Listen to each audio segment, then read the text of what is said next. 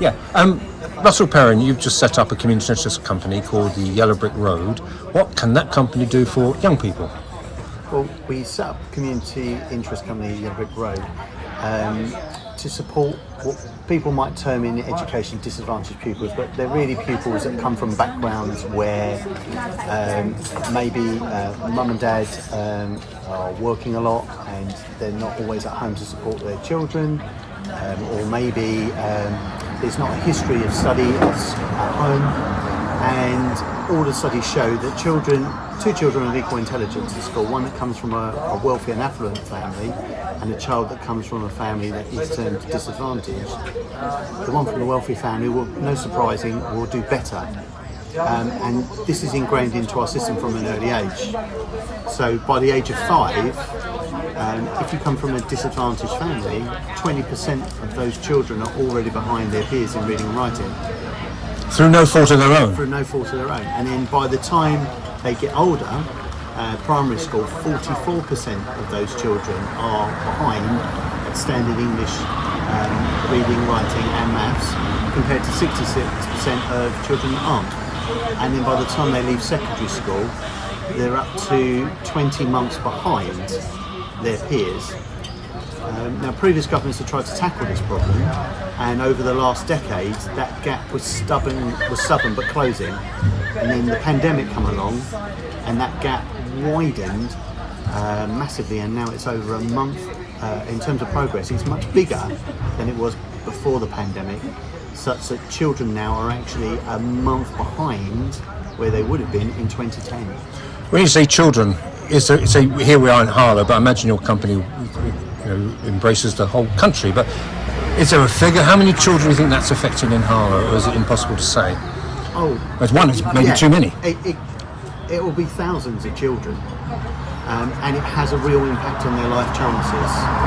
So the government recognised this issue, so after the pandemic they introduced a thing called national tuition funding, where they gave schools money to be able to provide one-to-one tuition to close that attainment gap.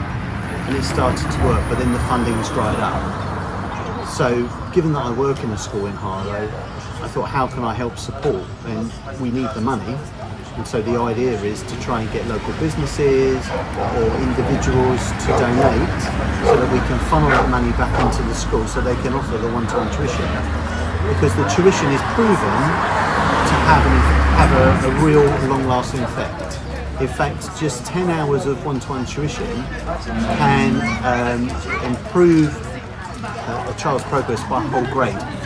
So, and when you're talking about one-to-one, it can be, for example, I've got a granddaughter doing the GCSEs, I can see her studying history for the GCSEs. There's a lot in it, a lot involved. Maybe just that hour of somebody explaining, right, this is the way it is. League of Nations, boom, boom, boom, the way it is, and that's where you get, you catch up the pack, or you get ahead of the pack. That's it, you catch up, you get ahead of the pack, because it's not right that if you've got two children with the same intelligence, as I always say, that one should do better than the other just over money. They should be able to succeed by their own right, their own merit.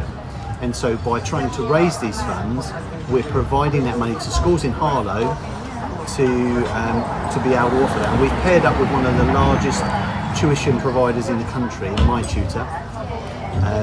So we have the tutors, we have the schools that are willing and waiting to offer this tuition. Now what I'm really looking for is companies in Harlow to sponsor us. People will sponsor a roundabout, people will sponsor a football or rugby club. I'm asking people to come and support and sponsor something where they're actually going to have a real impact on the life progress of a child.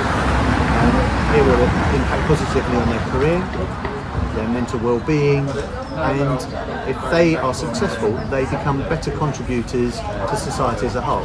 So if you're a local business that's watching this, or you're somebody that's looking for a good cause to donate to, you can look us up on our website, yellowbrickroad.co.uk, and I'm sure it'll be in the news article. How will you gauge success? By exam results, or looking way down the line, as you said, at people fulfilling their potential? Exam results is the primary metric, but children that have undergone this process have said that they just feel more confident and more able to tackle exams, tackle life in general. and they feel more fulfilled and more successful in their own right. So yes, you can look at the numbers, and we see all Sutton Trust, Education Endowment Fund, they all show that one-to-one tuition has a positive and direct impact. But surveys even done by the government have shown that children that succeed in their exams feel more confident and able to contribute to